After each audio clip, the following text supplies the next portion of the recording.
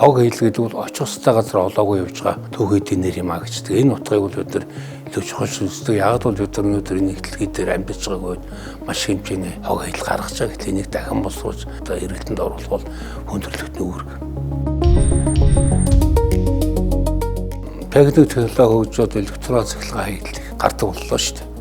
Уул уурхай Монгол орны хувьд алт авахын төлөө байгаль орчноо сүйдэлж байгаа бол монголчуудын хэрэгцээс гарсан хаягдл одоо гар утас 1 тоннуудаа гар утаснаас 200 грамм алт гардаг тийм кейс байна. Өнөөдөр хаягдлыг дахин боловсруулах үр ашиг нь бол маш олон зүйл байгаа. Нэгдүгээр орчны бохирдлыг бууруулж байна. Хоёрдугаар хүмүүсийн гар дээр нэмэлт орлого олж байна. Гуравдугаар инээсэн шалтгаалan хөлөмжийн ялгаалыг бууруулж байна. Дөрөвдүгээр хүний сэтгэл санаанд зөв дадал хэвшлийг бий болгож байна. Үйлдвэрлэх импульстэй хариуцлагын хуулийг балж гаргах. Энэ гэсэн зэрэг бохирдуулагч нь бохирдлын төлбөрөө төлдөг олон улсын жишээ байна.